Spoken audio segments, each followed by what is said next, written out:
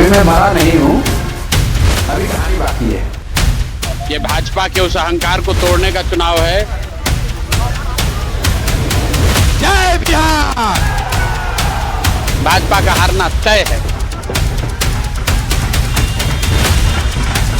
जय बिहार।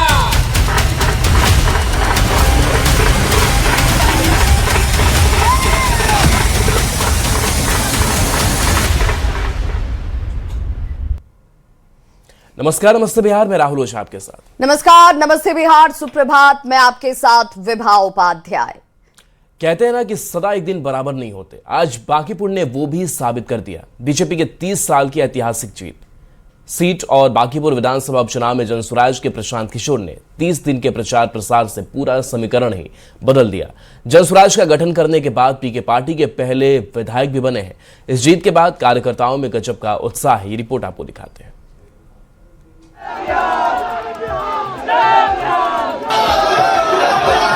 पटना की फिजाओं में इस वक्त एक ही नाम गूंज रहा है, प्रशांत किशोर, प्रशांत किशोर। नारे गूंज रहे हैं, जोश चरम पर है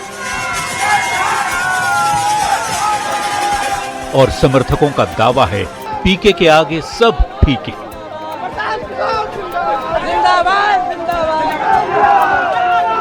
जनसुराज और इसके रणनीतिकार से राजनेता बने प्रशांत किशोर यानी पीके।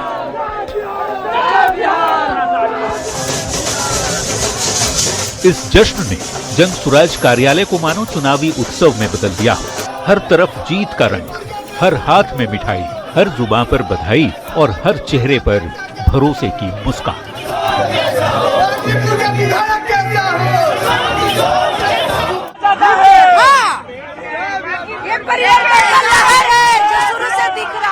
नमन है बांकीपुर की जनता ने प्रशांत जी को जिताया है।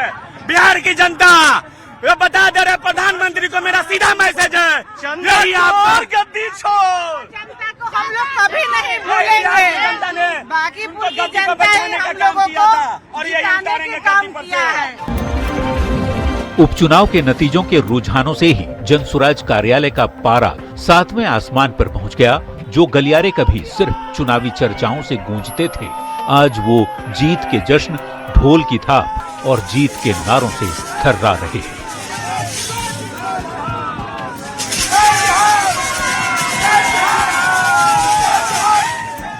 सबसे पहली बात तो ये कि हम जनसुराज पार्टी की तरफ से बांकीपुर की समस्त जनता को अपनी तरफ से बधाई देते हैं और उनका धन्यवाद करते हैं कि उन्होंने इस बार बदलाव को चुना, उन्होंने इस बार प्रशांत जी को चुना। कभी दूसरों की जीत की पटकथा लिखने वाले प्रशांत किशोर ने जब खुद मैदान में उतरने का फैसला किया था, तब सियासी पंडितों ने इसे सिर्फ एक प्रयोग कहा था। लेकिन बांकीपुर के रण ने साबित कर दिया कि ये सिर्फ प्रयोग नहीं, बल्कि बिहार की राजनीति में एक सुनामी है।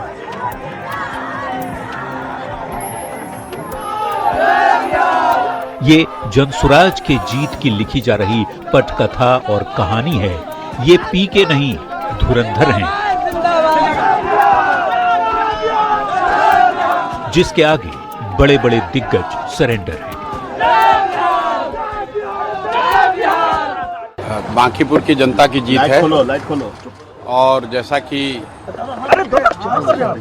चुनाव प्रचार के दौरान हम लोगों ने जो बात रखी थी, ये विधायक बनाने का चुनाव नहीं है, ये भाजपा के केंद्रीय नेतृत्व को ये संदेश देने का एक प्रयास है बिहार की जनता के द्वारा।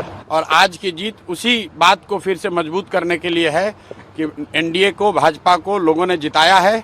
अब भाजपा के नेतृत्व की ये जिम्मेवारी है कि किसी ऐसे व्यक्ति को बिहार का मुख्यमंत्री बनाए जो कि बिहार में रोजगार लाए, बिहार में शिक्षा की स्थिति को सुधारे, भ्रष्टाचार कम हो और सबसे बढ़कर पलायन बंद हो। ये सीधा सीधा मैसेज है। 30 बरस का जो गढ़ है वो सिर्फ 30 दिनों में ढह गया। वो सिर्फ इसलिए ढहा है कि बिहार के लोग भी चाहते हैं कि अब 4 किलो 5 किलो अनाज और जाति से ऊपर उठकर हम लोग के बच्चों के पढ़ाई रोजगार के लिए केंद्र सरकार और राज्य सरकार काम करे। अगर वो काम नहीं करेंगे तो आगे चुनाव के परिणाम उनको ऐसे ही देखने को मिलेंगे।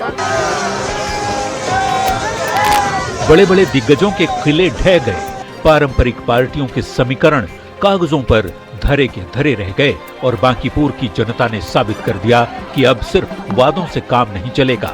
ये सिर्फ जीत का जश्न नहीं, ये एक सियासी संदेश है। जिस शख्स को कभी चुनावी रणनीति का मास्टरमाइंड कहा जाता था, अब वही खुद चुनावी मैदान में अपनी रणनीति को जीत में बदलता दिख रहा है। अब प्रशांत किशोर पीछे से सिर्फ प्लान नहीं बनाएंगे, अब वो जन नेता के रूप में काम करेंगे, या यूं कहें कि अभी जो रणनीति बनाते थे अब राजनीति करते नजर आएंगे। न्यूज़ 18 के लिए पटना से रवि एस नारायण, आनंद अमृतराज और विनीता मिश्रा की रिपोर्ट।